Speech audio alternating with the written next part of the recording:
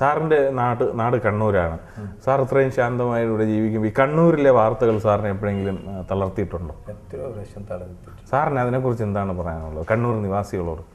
കണ്ണൂർ നിവാസികളോട് പറയാനുള്ള ഇത് ഞാൻ പറഞ്ഞതുപോലെ തന്നെ ഈ എമോഷനായിട്ട് ചെയ്യുന്ന ആ ഒരു കുറ്റം, എന്നിട്ട് അവരെ ഫാമിലി വിഷമിക്കുന്നതും പിന്നെ അവർ റിയലൈസ് ചെയ്തതിനെ കൊണ്ട് ഇത് ആരും ഗുണം ചെയ്യാൻ പോകുന്ന കാര്യമൊന്നുമില്ല. ഈ അങ്ങോട്ടും ഇങ്ങോട്ടും ഇപ്പോൾ ഒരു മാഷ പാനൂർ വെച്ച് വെട്ടിക്കൊന്ന് ആ കുട്ടികളൊക്കെ ആ കുട്ടികളും എല്ലാം മനസ്സ് വേദനിപ്പിച്ച് എത്രയോ ആൾക്കാരെ വേദനകൾ ഉണ്ടാക്കുക എന്നല്ലാണ്ട് ഒരു കാര്യവും അതിൽ നിന്ന് അവർക്ക് ഏൺ ചെയ്യാൻ പോകുന്നില്ല.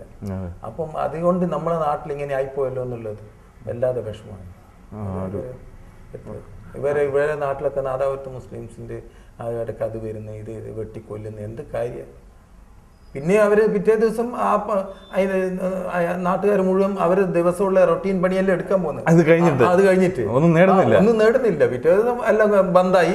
പിറ്റേ ദിവസം അവിടെ പിടി തുറക്ക് ഇനി മറ്റേ പച്ചക്കറിയെല്ലാം തലശ്ശേരി പോയിട്ടോ വടകര പോയിട്ടോ കൊണ്ടുവന്നാൽ കുടിച്ചോ, അത് കഴിഞ്ഞു.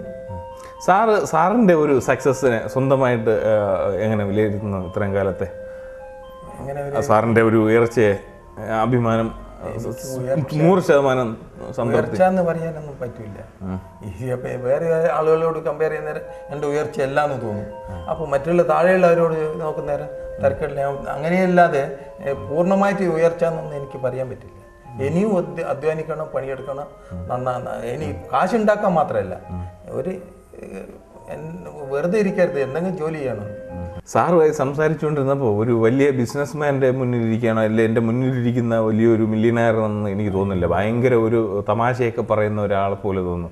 സാറൊരു തമാശ പറഞ്ഞേ കേൾക്കട്ടെ. എനിക്ക് അങ്ങനെ ഞാനായിട്ട് ക്രിയേറ്റ് ചെയ്ത് പറയുന്ന തമാശകളൊന്നും ഇല്ല. അപ്പൊ പിന്നെ നിങ്ങളൊക്കെ പറഞ്ഞ തമാശ എടുത്തു പറയേണ്ടി വരും. അതിലും നല്ല തമാശ പറയാതിരിക്കുന്നു. ഇങ്ങനെ ചോദിക്കുമ്പോൾ ഏതെങ്കിലും തമാശ വന്നിട്ട് നിങ്ങൾ അത് തമാശയായിട്ട് എടുത്ത സന്തോഷം. ഏതൊക്കെ കാര്യത്തിലാണ് സാറിനെ എതിർക്കുന്നത്? വെറുതെ പറഞ്ഞ ഒരു കാര്യത്തിൽ എതിർപ്പില്ല. ഈ ദൈവവിശ്വാസത്തിന്റെ പേരിൽ വഴക്കൂടാറുണ്ടോ? സപ്പോർട്ടിങ് ആണോ അതോ ചുമ്മാ ഇരുന്ന് പറഞ്ഞാണോ? സപ്പോർട്ട് ഇല്ല, പക്ഷെ നിങ്ങളെ ഇഷ്ടം പോലെയൊക്കെ എന്നെ ഉപദ്രവിക്കരുതെന്ന് അവള് പറയും. അത്രേ നിങ്ങൾ അമ്പലത്തിൽ ഞാൻ പോകാതെ അമ്പലമില്ല, എല്ലാത്തിലും പോകും. വെറുതെ ഇപ്പൊ എക്സിബിഷനിലൊക്കെ കൊണ്ടുന്ന പോലെ കാണുക എന്നല്ലാതെ അതിനോട് കമ്പയല്ല. ഇപ്പൊ നല്ലൊരു എക്സിബിഷൻ വന്നിട്ട് പോകും. അതുപോലെ ഇവിടെ ചിദംബരത്ത് ഭയങ്കര അമ്പലം, അവിടെ പോകും. അതെല്ലാം കണ്ട് അവിടുത്തെ ആർട്ടൊക്കെ അതൊക്കെ ഭയങ്കര രസിക്കുക. സാറിന്റെ വിശ്രമവേളകൾ ആനന്ദകരമാക്കുന്ന എങ്ങനെയാണ്? എന്തെങ്കിലുമൊക്കെ എന്റർടൈൻമെന്റുകളും വേണ്ടേ ഈ ബിസിനസ് കഴിഞ്ഞിട്ട്? വല്ല പാട്ടോ സിനിമയോ അങ്ങനെയൊക്കെ ഉണ്ടോ? അങ്ങനെയൊന്നുമില്ലേ, ടി വി കാണും, എന്തെങ്കിലും ഇങ്ങനെ തമാശകളും ആളുകളും എല്ലാം വന്നുകൊണ്ടിരിക്കും. അതിനൊന്ന് ഇതുവരെ സിനിമയൊക്കെ കാണാറുണ്ടോ ഫാമിലി ആയിട്ട് പോയി? വളരെ കുറവാണ്. മാഡത്തിന് താല്പര്യമില്ല സിനിമ കാണുന്നതിനോട്? സിനിമാക്കാരോട് എന്താണ് അഭിപ്രായം? ടി വി കാണാറുണ്ട്. അതിലുള്ള സിനിമയൊക്കെ കാണും. പിന്നെ CD ഇതൊക്കെ എപ്പോഴെങ്കിലും. അതും ഞാൻ മുഴുവനും കാണാൻ പറ്റില്ല. അപ്പൊ 2.5 മണിക്കൂർ 3 മണിക്കൂറൊക്കെ ഇരുന്ന് കാണുക എന്ന് പറഞ്ഞാൽ അപ്പോഴത്തേക്ക് ഫോൺ വരും, സാർ ഇങ്ക വാങ്ങോ എന്നെല്ലാം. പിന്നെ അങ്ങനെ അതങ്ങ് കട്ടായി പോകും. അപ്പൊ ഇതിപ്പോ പകുതിയിൽ നിന്ന് പിന്നെയും പകുതി തുടങ്ങിയാൽ പിന്നെ എന്തിനാ കഴിഞ്ഞ് നിങ്ങൾ കൊണ്ടുവരണ്ട, എനിക്ക് കഥ പറയാനല്ലേ നേരം നിങ്ങൾ ഉള്ളത്, പിന്നെ ബാക്കി കൊണ്ടുവന്ന് ഇവളും പറയും. പിന്നെ അതിൽ നല്ല പിന്നെ കാണാണ്ടിരിക്കുന്നത്. ഓക്കെ, ഇനി ഈ തമിഴ്നാട്ടിലെ ഈ വിദ്യാർത്ഥികളെ കുറിച്ച് തന്നെ നമുക്ക് ചോദിക്കാം. മുതിർന്നവരുടെ കാര്യമില്ല, ഈ നമ്മൾ പത്രങ്ങൾ കേരളത്തിലിരുന്ന് വായിക്കുമ്പോൾ ഈ അന്യ സംസ്ഥാനത്തൊക്കെ പോകുന്ന കുട്ടികൾ ഒരുപാട് റാഗ് ചെയ്ത് പീഡിപ്പിക്കുന്നതായിട്ടൊക്കെ കേട്ടിട്ടുണ്ട്. ഇതിന് ഇവിടെ താമസിക്കുന്ന മലയാളികൾ എന്ന രീതിയിൽ എന്താണ് അഭിപ്രായം? ഇതൊക്കെ സത്യമാണോ ഈ കേൾക്കുന്നതൊക്കെ? ഇവിടെ സത്യം.